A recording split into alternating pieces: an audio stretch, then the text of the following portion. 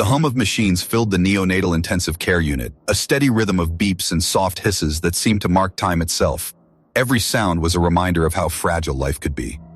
Behind the thick glass wall, little Isabella lay inside the incubator, her chest rising and falling in shallow, desperate motions. 7 days. That was all she had been in this world, and already her lips carried a faint purple hue, as though the color of life was slowly draining from her. The monitors flickered numbers that told a story her mother could barely bring herself to hear. Victoria Hamilton pressed her forehead against the glass, her tears leaving streaks on the surface. She was a woman known for her strength, for her sharp voice in business meetings, and her unshakable presence at every gala in the city. But here, in this room, heavy with the scent of antiseptic and despair, she was not the iron-willed millionaire. She was just a mother watching her baby slip away. Her hands trembled as she whispered her daughter's name over and over, as if the repetition could anchor the child to this earth. When the door opened, the sound was soft, but the weight of it made Victoria's knees almost give way.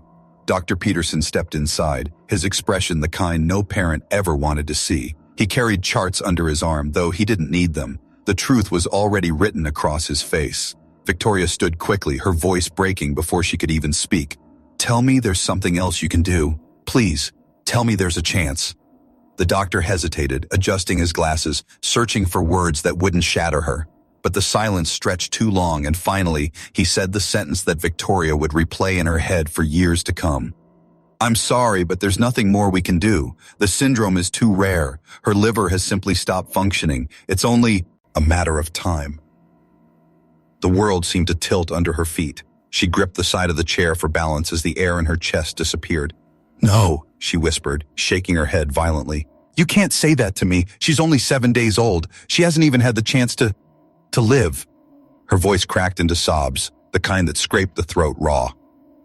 Antonio Silva stood outside the glass, his hands clenched tightly at his sides. He had watched many moments of despair in hospitals during his years of quiet work, but nothing cut deeper than this. He wasn't family, not even close.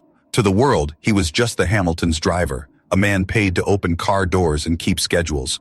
But as he looked at Isabella, so impossibly small and yet so fiercely fighting, something inside him broke too.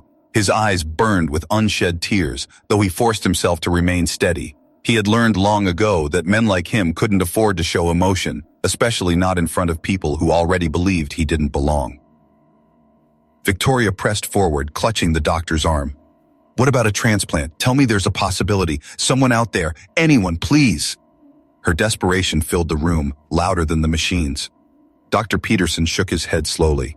"For a baby this young, we would need a perfectly compatible donor immediately, and even then, the chances would be slim.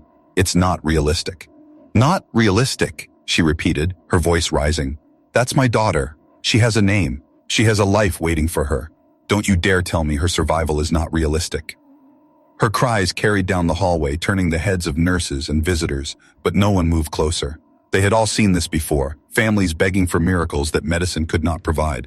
On the other side of the glass, Antonio pressed his palm against the cold surface, as if somehow he could bridge the distance between himself and the child, fighting for breath. He saw the way her tiny chest struggled, the way her body seemed to surrender a little more with each passing hour. And deep in his pocket, he felt the weight of the old yellowed envelope he had carried for years, a secret folded in paper that could change everything.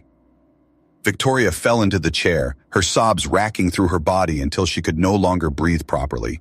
She had built empires, fought battles in boardrooms, and silenced rooms with a single word, but none of that mattered here. In this sterile room, all her wealth and power couldn't buy what she needed most. She would have given everything, every house, every car, every penny, just to see her daughter's lips return to a healthy shade of pink.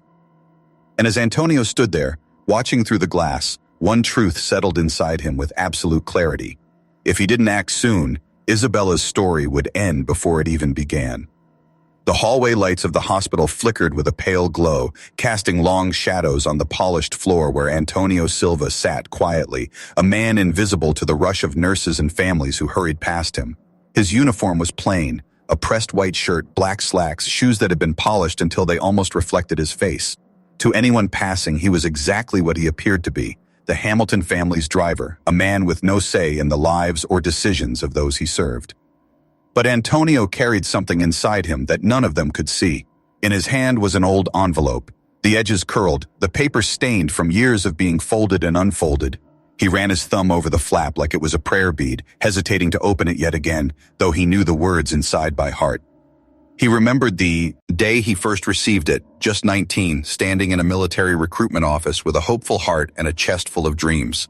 The doctor had called him back into the room after routine exams, holding his chart with a look of astonishment. "Son," the man had said, half laughing, "do you realize how rare your blood type is? 1 in 500,000. You could save lives no one else could save. It's like winning the genetic lottery." At the time, Antonio had smiled, not realizing that this strange uniqueness would one day carry the weight of life and death. Now, 15 years later, that same envelope carried the proof, a blood type so rare it matched the desperate need of the little girl behind the glass. Antonio had never thought he would see a day when this information would matter again. Yet tonight, watching Isabella's tiny chest rise in fragile gasps, he realized fate had been preparing him for this moment all along. He looked up through the window into the neonatal ICU, where Victoria Hamilton sat slumped in a chair, her head buried in her hands. She was a woman whose name carried weight in the city, a woman who commanded respect at every board table she touched. But right now, she was only a mother, broken and powerless, watching her world collapse around her. Antonio's heart twisted. He had been by her side for every appointment since Isabella was born. He had driven her to consultations, carried her bags when she was too tired to lift them, and waited countless nights in cold parking lots while she sat inside hospitals begging for answers. What she didn't see, what she couldn't see, was how he never left even when his shift ended. He would linger in the corridors, listening to doctors' conversations, memorizing medical terms, studying charts left on desks, always staying longer than anyone noticed. It wasn't just loyalty to his job, it was something deeper, something he could barely name. The baby behind that glass had taken hold of his heart. Every time he saw her, so tiny, so fragile, he felt a pull inside him stronger than logic. She wasn't his blood, she wasn't his responsibility, but love, he had learned, didn't need permission. And yet, he hesitated. He could walk into that room now, hand Victoria the envelope, and tell her the truth. I might be the only one who can save her daughter. But what would she think? He was just the driver, a black man working for a wealthy white family. Would she believe him? Or would she look at him with suspicion, thinking his offer was some scheme, some desperate attempt to gain from their tragedy? He closed his eyes and leaned his head back against the wall, listening to the hum of the hospital around him. His life had been defined by doors that refused to open. Doors to medical residencies, to opportunities, to respect.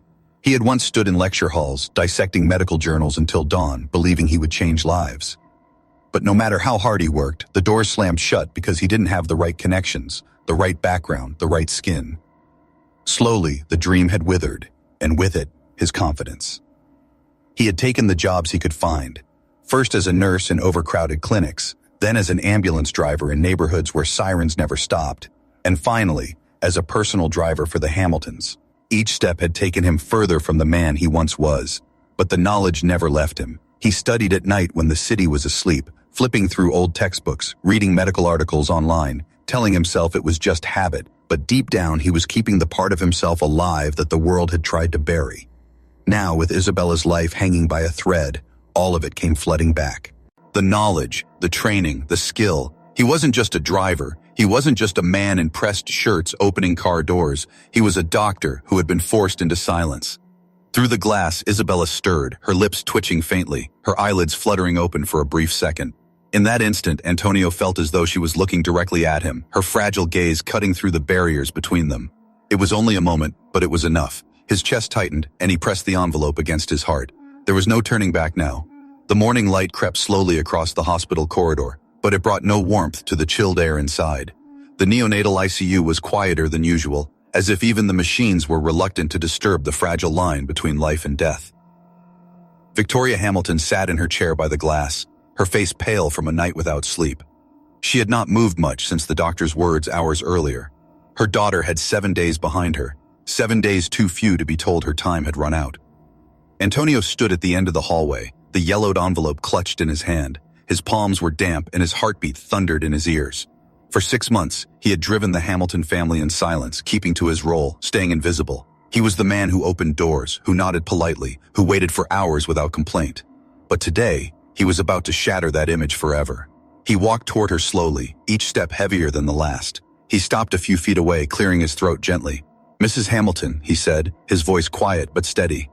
Victoria looked up, startled. In all the time he had worked for her, Antonio had never spoken to her outside of the small courtesies of his job. Something in his expression made her straighten. "Yes, Antonio?" His fingers tightened around the envelope. "There's something I need to tell you." She frowned, exhaustion clouding her gaze. "If it's about the car or the schedule." "It's not," he interrupted softly, shaking his head. He opened the envelope, pulling out the folded papers that had traveled with him for nearly half his life. His hands trembled as he held them out to her. "It's about Isabella." Her eyes widened at her daughter's name and she quickly reached for the papers. She scanned the faded print, her brow furrowing. "What is this?" "My blood work," Antonio said. His voice was low, but each word carried the weight of years of silence. "I was tested when I was 19. They told me my blood type was almost impossible to find. Only 1 in 500,000 people share it." He took a deep breath. "It's the same type Isabella needs." For a moment, the corridor seemed to still. Victoria blinked down at the papers, her lips parting, her breath uneven. Then she shook her head slowly. "Antonio, you don't understand. The doctor said she would need a compatible donor from the family. Genetic ties. That's why there's no chance." "With all due respect, ma'am, they're wrong." His voice grew firmer, more insistent. He stepped closer, lowering his voice so no one else could hear. "This blood type, it's not just rare, it's specific. Compatible in ways that almost never happen. I carry it. I want to be tested properly. If I'm a match, I can donate part of my liver." Victoria's breath caught. She stared at him as though he had just spoken in another language. You would do that? For Isabella?" Antonio nodded once, his jaw tight. "Yes." The silence between them stretched long, filled only by the distant beeping of monitors. Victoria's hands trembled as she held the papers. She wanted to believe him, wanted desperately to cling to any shred of hope. But another voice in her head screamed doubt. He was her driver, a man she barely knew, a man who worked for her, yes, but what reason could he possibly have to make such an offer? Her mind wrote. I said, with suspicion, with the warnings she had grown up hearing about trust, about motives, about people wanting something in return. Her voice broke as she whispered, "Antonio, why would you risk your life for my daughter? You barely know us." For the first time, Antonio allowed his emotions to flicker across his face. His eyes glistened, his voice heavy with something more than duty. "Because no child deserves to be told she only has 7 days. Because I can't stand here and watch her fade away when I know I might hold the answer in my own body." His throat tightened, but he forced the words out. "And because sometimes, love doesn't need permission." Victoria's chest rose and fell rapidly, torn between disbelief and hope. She pressed the papers to her chest, shaking her head, unable to answer. And behind the glass, Isabella stirred faintly, her fragile body twitching as if to remind them both that time was slipping through their fingers. The conference room smelled faintly of coffee and disinfectant, a strange mix that made Victoria's stomach turn. She sat at the long polished table, her hands clasped tightly in her lap. Across from her, Dr. Peterson adjusted his glasses and flipped through Antonio's papers, his brow furrowed as if he were reading something he didn't quite trust. Antonio stood to the side, shoulders squared, face calm but unreadable. He had grown used to this posture over the years, silent, patient, waiting for people to decide if they would allow him to be more than what they assumed. Finally, Dr. Peterson set the papers down with a sigh. "Mr. Silva, I understand your concern, but organ donation is not simply a matter of blood compatibility. There are genetic factors, histocompatibility issues, risks that go far beyond what these documents show." Antonio took a step forward, his voice steady but respectful. "I know that, doctor. That's why I suggested HLA antigen testing, cross-matching, and full compatibility screening. If we run those tests, we'll know for certain." The doctor's eyes narrowed slightly. "How do you know those terms?" For a brief moment, Antonio hesitated. The truth was a weight he had carried for too long, but now was not the time to reveal everything. "I've done my research," he said simply. Dr. Peterson's tone hardened. "Research? Mr. Silva, these are complex medical processes. This isn't something you can pick up from reading articles." He glanced at Victoria, lowering his voice slightly. "Mrs. Hamilton, I must be frank. Even if his blood type matches, living donation requires rigorous evaluation, psychiatric assessments, social and financial screenings. We need to ensure there are no questionable motives." The implication hung heavy in the air. Antonio felt the words like a knife. Questionable motives. He had heard them before, though never spoken so directly in front of him. A poor black man offering to donate an organ to a wealthy white family. To them, it could only mean one thing: ulterior motives. Antonio's jaw tightened. What kind of motives, doctor? Peterson cleared his throat, avoiding eye contact. Organ donation is a significant gesture. Some might question whether there's an expectation of compensation or future benefits. Victoria flinched, her eyes darting between the two men. She wanted to defend Antonio, but doubt lingered in the back of her mind, whispering cruel possibilities. Antonio, however, remained composed. He drew a slow breath, forcing down the anger rising in his chest. Doctor, with respect, I am not asking for money. I am not asking for recognition. I am asking for the chance to be tested. If I'm not a match, then forget this ever happened. But if I am... His voice trembled for the first time. Then at least Isabella will have a chance to live. The room went silent. The faint hum of the fluorescent lights seemed louder than their breathing.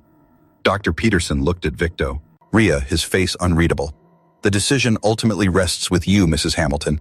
I can order the tests if you approve, but I urge you, do not get your hopes up. Even if he is compatible, the chances are slim and the risks considerable. Victoria's eyes burned as she stared at Antonio. She wanted to believe him, to cling to the hope he offered, but her fear of disappointment was almost as strong as her love for her daughter. She thought of Isabella lying behind glass, her breath shallow, her time slipping away. Then she thought of Antonio, the man who had driven her through sleepless nights, who had never once faltered at her side, who now stood before her offering something no one else had. Her voice shook as she finally whispered, "Do the tests." Antonio closed his eyes for just a second, relief washing over him.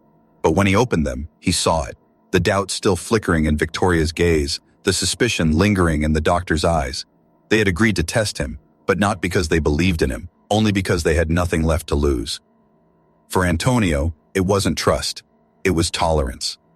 And that knowledge weighed on him like a stone. The apartment was dark except for the dim light of a desk lamp that flickered in the corner. Antonio sat at his small kitchen table, surrounded by stacks of old textbooks, photocopied medical journals, and the yellowed diploma he rarely allowed himself to look at. The words were still clear across the parchment. Doctor of Medicine, Federal University, class of 2008. Once, it had been the proudest piece of paper he owned. Now it felt like a cruel reminder of dreams stolen. He rubbed his hands over his face, exhaustion heavy in his bones.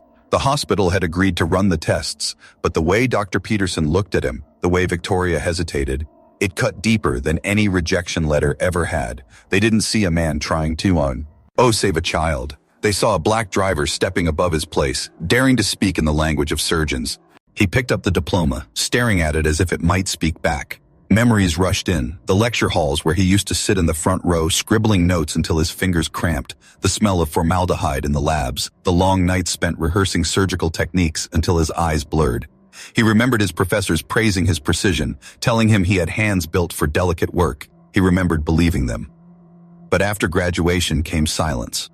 Application after application to residency programs returned with the same polite rejection. We regret to inform you. Antonio had the grades, he had the skill. What he didn't have was the profile that hospitals like to present to their wealthy patients. He was not polished, not from the right family, not the kind of doctor donors wanted shaking their hands in photo ops. They never said it outright, but he saw it in their eyes each time he sat across from an interview panel. After 3 years of trying, of working in underfunded clinics while waiting for another chance, he gave up. He needed to eat. He needed to survive. The white coat came off, replaced by scrubs in low-income wards, then by the uniform of an ambulance driver, and eventually by the simple suit of a private chauffeur.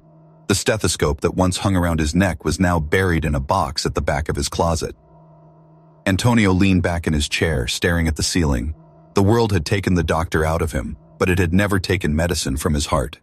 He still studied, still read journals when others slept, still kept up with surgical techniques as though one day he might be called upon again.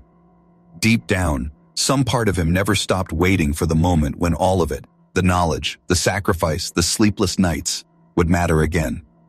His phone buzzed on the table, startling him.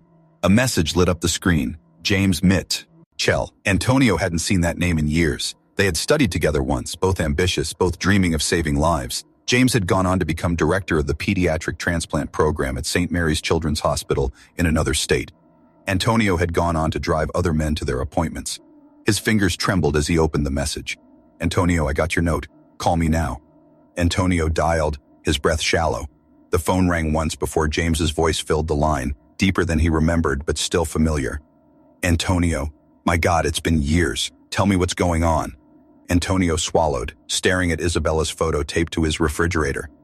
"There's a baby, 7 days old. Her liver has failed. She's running out of time. And I'm a match. The tests confirm it. But the hospital here won't authorize the surgery. They don't trust me. They think I have ulterior motives." Silence crackled across the line before James cursed under his breath.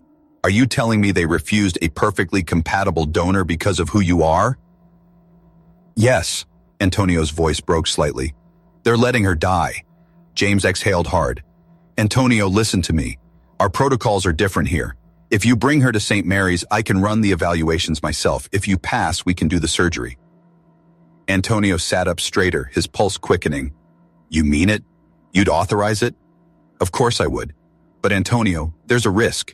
Transferring a critically ill newborn without authorization? If anything happens on the way, you could be charged. They'll say you kidnapped her. They'll say you endangered her life." Antonio looked at the photo again. Isabella swaddled in pink, her face peaceful, still unaware of the storm around her. He thought of Victoria's broken sobs, of the glass wall between them, of the way Isabella's eyes had fluttered open for just a moment, as if begging on him not to give up. His voice steadied, strong and certain. "James, I'll accept every risk. Just tell me what I need to do." James paused, his voice thick with something like admiration. "You are always the best of us, Antonio. Maybe it's time the world remembers that." Antonio ended the call and leaned forward, resting his head in his hands. For the first time in years, he felt the white coat draped over his shoulders again, not in reality, but in his heart. He was no longer just a driver, not tonight, not tomorrow. Tomorrow, he would fight for Isabella's life as the doctor he had always been. The night was heavy with silence, the kind that presses against the chest and makes every breath feel like work. Victoria Hamilton sat in the living room of her sprawling mansion, the lights dim, her body sinking into the velvet armchair like she hadn't the strength to rise again. Her phone lay on the coffee table, screen dark, but she kept glancing at it anyway, half expecting another call from the hospital to tell her the inevitable had come. 7 days. Her baby girl had been in this world for 7 days, and every hour she slipped further away. The sound of footsteps broke through the silence. Antonio stood at the edge of the room, his hat in his hand, his face grave but calm. Victoria looked up, her eyes swollen from tears, her voice raw. "What are you doing here? Shouldn't you be resting?" "I couldn't rest," he said softly. He stepped forward, placing the hat carefully on a side table. "There's something I need to tell you, and it might change everything." She stiffened, her heart caught between hope and dread. "What do you mean?" Antonio took a breath. This was it, the moment to lay down the truth he had carried like a secret wound. "Mrs. Hamilton, I wasn't honest with you when I took this job. I wasn't always a driver." He paused, searching her eyes for even a flicker of trust. "I trained as a doctor, graduated top of my class. I never stopped studying. I never stopped being one, even which. And the system wouldn't let me wear the coat." Victoria blinked at him, her lips parting, her mind racing to catch up with the words. You're telling me you're a doctor?" "I was. I still am. But I couldn't get into residency. I was turned away again and again until I couldn't survive on dreams anymore. So I took whatever work I could find. That's why I'm here, driving your car instead of working in an operating room. But that doesn't mean I stopped knowing what I know." His voice tightened, a mix of pride and shame. "It doesn't mean I stopped being capable." Her hands gripped the armrest, her pulse thundering in her ears. "Antonio, why didn't you tell me this before?" "Because you wouldn't have hired me," he said, his tone steady, almost gentle. "You would have wondered why a black doctor couldn't find work. You would have questioned my story before you ever trusted me to drive you." He let out a long breath. "But now, none of that matters. What matters is Isabella. I've spoken to someone I trust, Dr. James Mitchell, director of pediatric transplants at St. Mary's. He's willing to take her case. He believes she has a chance if we move her tonight." Victoria's heart lurched, the fragile flame of hope flickering inside her chest. "Move her? Without authorization? Antonio, that's madness. They told you she had no chance," Antonio cut in, not unkindly, but with an edge of urgency. "They told you to prepare for the worst, but I'm telling you there is a chance. Not here, not under their protocols. But with Mitchell, yes, he can operate, and I'm a perfect match. The tests proved it. Victoria's head shook violently, torn between fear and longing. Do you understand what you're asking me? To take my daughter out of a hospital without approval? To risk her life in a car on the highway? If something happens, if she doesn't make it, I'll never forgive myself. I'll never forgive you. Antonio stepped closer, his eyes steady, his voice lower now, almost pleading. If we leave her here, she will die. You know it. I know it. But if we take her to St. Mary's, she has a chance. Maybe a small one, maybe the slimmest you've ever heard. But isn't that better than none at all? Tears spilled again down Victoria's cheeks. She pressed her hand against her mouth, her body trembling. Why are you doing this, Antonio? Why risk your life, your freedom, for us? He swallowed, his throat tight. Because sometimes God gives you one moment that defines everything you are. I've been waiting for mine. I can't walk away from her. I won't. If it means risking everything I have left, then so be it. The room fell silent except for Victoria's muffled sobs. She looked at him, not the driver, not the employee, but the man who stood before her ready to defy an entire system for the life of her child. For the first time, she saw something she hadn't allowed herself to see before, trust in his eyes. She wiped her face with the back of her hand, her decision carved into the air like a knife. If anything happens to her, I take full responsibility. Do you hear me? But if you truly believe you can save her, she broke down again, her voice crumbling. Then let's do it. Let's save my baby. Antonio's chest rose with a sharp breath. He nodded slowly, his face etched with determination. We'll leave before dawn. By tonight, Isabella will be in St. Mary's. And in that moment, as the weight of the decision settled over them, Victoria realized she wasn't just trusting Antonio with her daughter's life. She was trusting him with her own heart. Because if Isabella survived, it would be because this man refused to let her go. The sky was still black when Antonio pulled the Hamiltons' black SUV into the mansion's driveway. The morning air carried a damp chill, the kind that clung to the skin in and sharpened every breath. Inside, the house was silent except for the hurried shuffle of Victoria's feet as she descended the staircase, her eyes swollen from another night of tears, but burning with determination. Antonio was already in motion. The rear seats of the SUV had been folded down, replaced with a network of equipment that looked impossibly out of place inside a car. A heart monitor, its screen glowing green, an oxygen tank secured with thick straps, IV bags hung from a makeshift rod, an infusion pump clicked as he tested it. The hum of the small generator he had borrowed pulsed faintly in the silence. The vehicle looked less like transportation and more like a miniature ICU on wheels. Victoria froze at the sight, her hand pressed against her lips. My God, how did you... I borrowed, I begged, I promised favors I can't afford to owe, Antonio said briskly as he adjusted the tubing. None of it matters as long as it works. She needs to be stable for 8 hours, that's all. Victoria swallowed hard, her eyes flicking from the equipment to his steady hands. The truth of who he was, the truth he had hidden, was undeniable now. Every movement was practiced, precise, a surgeon's touch hidden beneath the calloused hands of a driver. At 5:15 a.m., the hospital doors opened to reveal a nurse pushing Isabella out in a portable crib, her tiny body swaddled, her lips pale against the pink blanket. Victoria rushed forward, scooping her daughter into her arms, whispering fiercely, We're going to save you, my love. We're not giving up. Antonio's voice was calm but firm. Mrs. Hamilton, we need to move quickly. He opened the rear door, revealing the makeshift ICU. With gentle precision, he took Isabella, connected the oxygen, adjusted the monitor, and taped the IV line in place. His face was unreadable, but inside, his heart pounded like a drum. Every second a turd. Victoria slid into the back beside Isabella, her hand never leaving her daughter's chest. Antonio climbed into the driver's seat, checked the gauges one last time, and turned the ignition. The engine roared quietly to life. Hold on, he said softly, more to himself than to her. This is going to be the longest drive of our lives. The highway stretched out in front of them, dark and endless. The hum of the tires against the asphalt blended with the steady beep of the monitor. For the first hour, Isabella's vitals held steady, but every bump, every flicker of the machine's lights made Victoria's heart leap into her throat. She whispered prayers with every mile. 2 hours in, the monitor beeped sharply, the numbers dipping. Isabella's tiny chest convulsed, her body writhing weakly. Antonio! Victoria cried, panic breaking her voice. He swerved the SUV onto the shoulder, braking hard. In seconds, he was in the back, his hand steady though his pulse thundered. He adjusted the oxygen, repositioned the tubing, checked the IV. "Stay with me, Isabella," he whispered, his face inches from hers. His voice cracked only once, but his hands never faltered. After what felt like eternity, the monitor steadied, the numbers climbing back up. Isabella's breathing slowed, fragile but present. Victoria clutched her daughter and looked at Antonio with tears streaking her cheeks. You saved her again. You really are a doctor." Antonio sat back against the seat, his breath heavy, sweat dampening his collar. "I never stopped being one," he said quietly, almost to himself. Then he pulled himself forward, gripping the steering wheel like it was the only anchor he had left. "We keep going." The miles rolled on.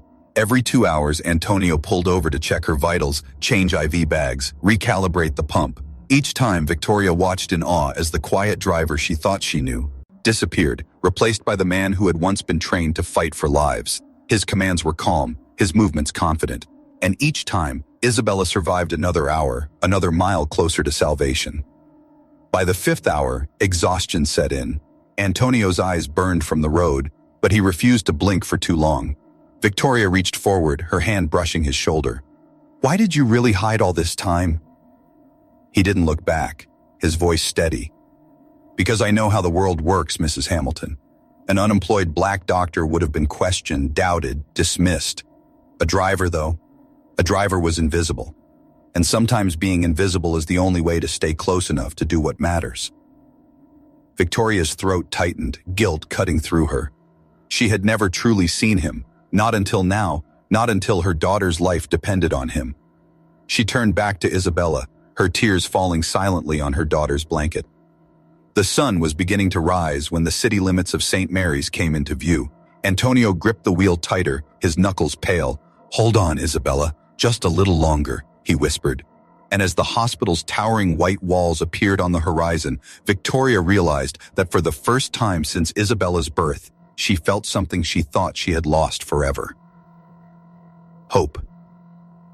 The emergency entrance doors of St. Mary's swung open with a hiss, spilling golden morning light into the hospital lobby. A team of nurses and surgeons rushed forward, their sneakers squeaking against the polished floor. Antonio leapt from the driver's seat and carefully lifted Isabella, still connected to her tubes and monitor, into his arms. He moved quickly but with surgical precision, as though every wire and line were an extension of his own body. Victoria followed close behind, her heart pounding, her lips whispering prayers without pause. She felt bought. His terror and awe. Terror for her daughter, awe for the man she had once believed was simply her employee. Now she was watching him stride through the hospital like he belonged there, like the world had finally caught a glimpse of who he really was. Dr. James Mitchell, tall and steady, waited in scrubs at the end of the corridor.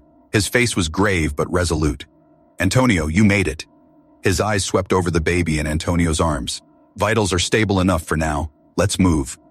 Within minutes, Isabella was wheeled into a sterile operating room. The bright surgical lights overhead glared like a dozen miniature suns.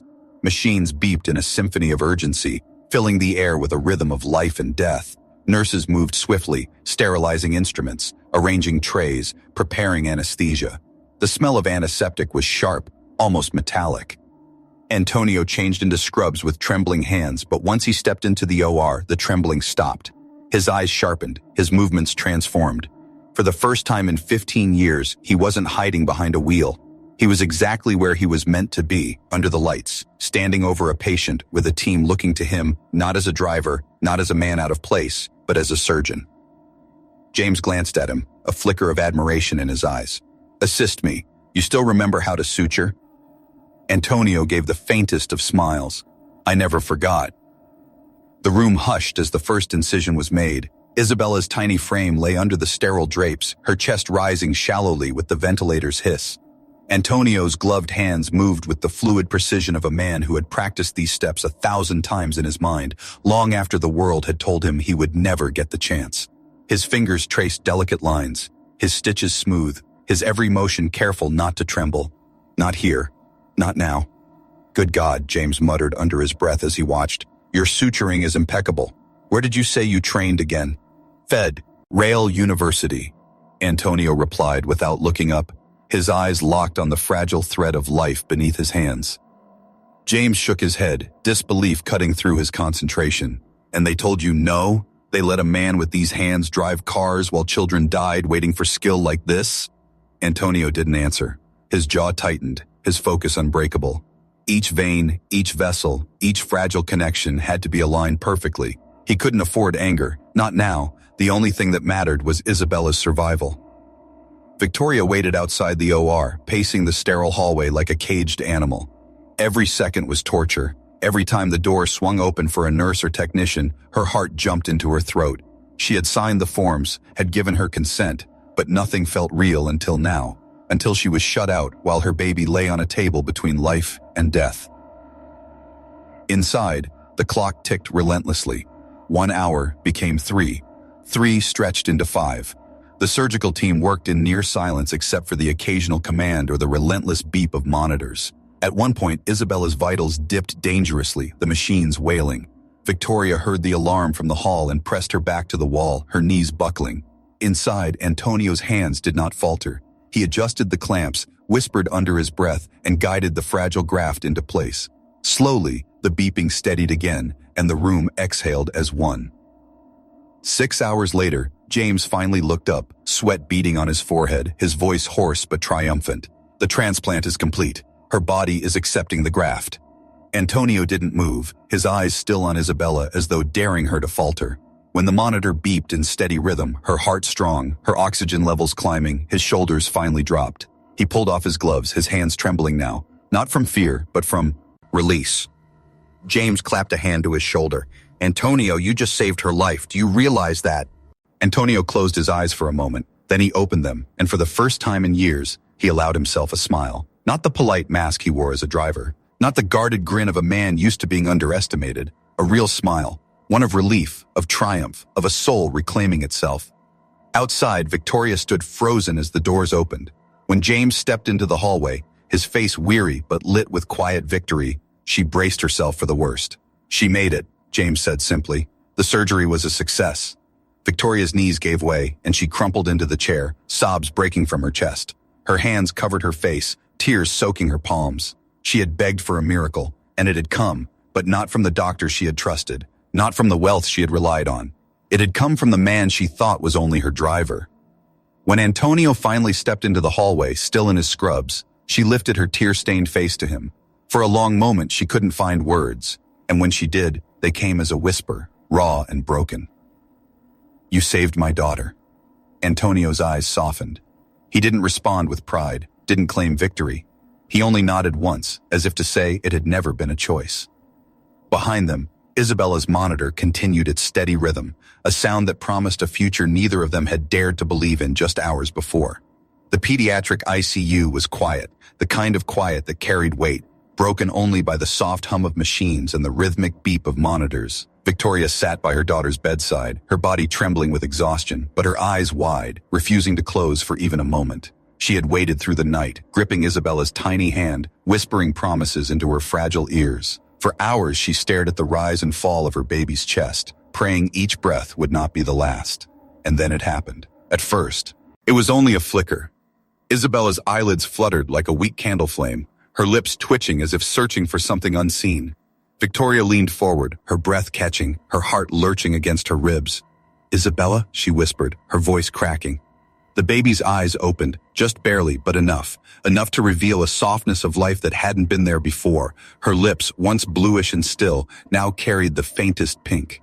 She blinked slowly, almost lazily, as though waking from a long, cruel sleep. Victoria broke. The sobs that tore from her chest were louder than she intended, but she didn't care. Tears streamed down her face as she pressed her lips to Isabella's forehead again and again. "You're here. You're here with me. My baby. My angel. You made it." The monitor beeped steadily beside them, no longer a reminder of fragility, but a song of endurance. The door opened quietly. Antonio stepped in, still in his scrubs, his face pale with exhaustion but alive with something fierce in his eyes. He paused at the threshold as though afraid to intrude, but Victoria looked up at him and beckoned him closer. "She opened her eyes," Victoria whispered through her tears. "She's breathing on her own." Antonio approached slowly, his footsteps silent against the sterile floor. He stood beside the bed, looking down at the tiny child he had fought so hard for. His throat tightened as he saw her chest rise in steady rhythm, her little hand curling reflexively against the blanket. For days he had prepared himself for the worst, but now she was proof that sometimes hope is rewarded. Victoria wiped her cheeks and reached out, her hand brushing his wrist. You saved her. Don't you understand? You gave her back to me. Antonio shook his head gently, his voice low, almost a whisper. No, Mrs. Hamilton. Isabella saved me. She gave me back the part of myself I thought was gone forever.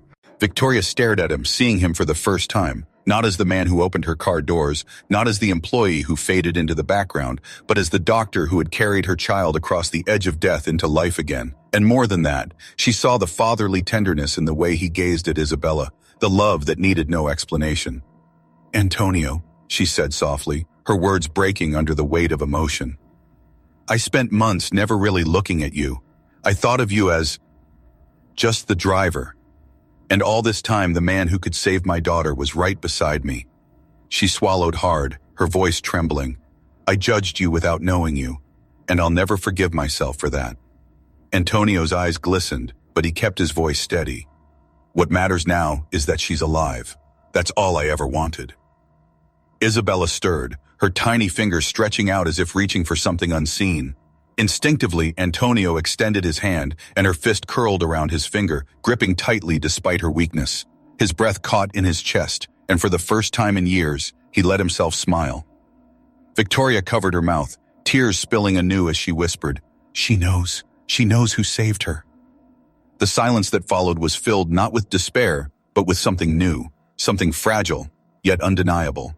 Hope, gratitude, the beginning of trust. Outside the ICU, word was already spreading. Staff whispered in the hallways about the driver who had turned out to be a doctor, about the man who had defied a system and saved a life when others had walked away. But inside the room, none of that mattered. There was only a mother, a child, and the man who refused to let her die. Victoria leaned forward, her forehead resting against Isabella's tiny hand.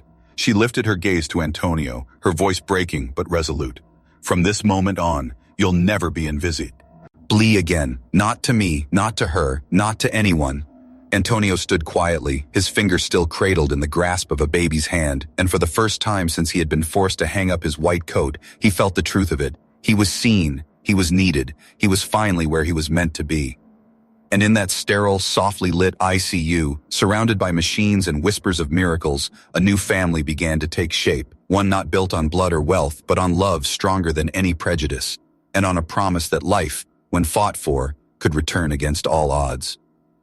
News spreads fast in a hospital, but nothing travels faster than the story of a miracle. By the next morning, whispers rippled through St. Mary's. The baby who wasn't supposed to survive was breathing on her own, her transplant successful, but the whispers carried another detail, one that turned heads and widened eyes. The donor wasn't family. He wasn't a registered match in the system. He wasn't even supposed to be in the operating room. He was the Hamiltons' driver. Within 24 hours, headlines lit up across local and national outlets. Black driver revealed as hidden doctor after saving millionaire's daughter. Reporters crowded the hospital entrance, cameras flashing as nurses tried to usher them back. The public wanted a face. They wanted the man who had risked everything. Victoria Hamilton sat by Isabella's bed, scrolling through her phone in disbelief as article after article appeared. Some celebrated Antonio as a hero. Others questioned the legality of what had happened. But all of them carried the same truth. He had done what the elite hospital refused to do. The phone rang. She answered to a voice she instantly recognized, Dr. Peterson. His tone was sharp, defensive. Mrs. Hamilton, this transfer was unauthorized. There are legal consequences for what you allowed. We need to meet immediately. To discuss the liability. Victoria cut him off, her voice cold and sharp in a way he had never heard from her. Liability? You had a perfectly compatible donor in front of you and you dismissed him because of prejudice. You told me to prepare for my daughter's death. Thanks to Dr. Silva. Yes, Dr. Silva. My daughter is alive. If anyone faces consequences, it will be you. And with that, she hung up. Antonio entered quietly, wearing the same scrubs from the night before, his hair damp from a quick shower, his eyes tired but calm. He had heard the noise outside. He knew the world was now looking at him in a way it never had before. For 15 years he had hidden in plain sight. Now the truth had burst open, unstoppable. Antonio, Victoria said, standing. She held out her phone, the headline glowing on the screen. They know. Everyone knows. He looked at it for a long moment, then exhaled slowly.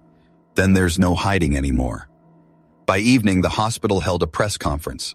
Cameras clicked as Antonio stepped forward, wearing a white coat lent to him by James Mitchell. The sight alone made Victoria's chest tighten. For the first time, the coat looked like it had always belonged to him.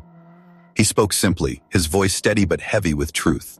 He told the story of a system that had rejected him not for lack of skill, but for lack of fit.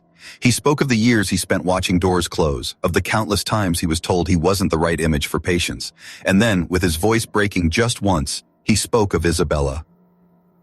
"I didn't save her because she was the daughter of a millionaire," he said, looking out at the sea of cameras. "I saved her because every child deserves a chance to live, and I couldn't stand by while prejudice stood in the way of that chance." The silence that followed was deep, broken only by the rapid clicking of shutters. Within weeks, the hospital that had rejected Antonio faced federal investigation. Families came forward with similar stories, cases dismissed, chances denied, lawsuits piled up. Dr. Peterson was stripped of his position in disgrace, his name forever tied to the scandal. But Antonio's life shifted in the opposite direction. St. Mary's offered him a permanent role, not as a driver, not as an assistant, but as the new director of their pediatric transplant program. Months later, Isabella was running through the garden of the Hamilton mansion, her cheeks pink, her laughter filling the air. Victoria watched from the terrace, her eyes misty as she sipped her coffee. Antonio stood beside her, wearing his own white coat now, the name embroidered across the chest, Dr. Antonio Silva. An envelope sat between them, unopened but heavy with meaning. An invitation for Antonio to speak at Harvard Medical School about overcoming systemic barriers in medicine. The same institution that once would not look at him now wanted to hear his voice. Victoria turned to him, her voice soft but certain. "The world sees you now, but we owe you more than recognition. Your family. You always will be." In that moment, Isabella ran up, throwing her tiny arms around his legs. "Daddy Tony," she chirped, looking up at him with a grin that melted every wall he had built around his heart. "Come play." Antonio bent down, scooping her into his arms, his smile broad and unguarded. He pressed his forehead to hers, whispering, "I'll always be here." And as the sun dipped low across the sky, painting the garden in gold, Antonio knew this was more than redemption. It was the proof he had waited his entire life for. That competence, love, and sacrifice know no skin color, no class, no barrier. He had not just saved a life, he had started a revolution,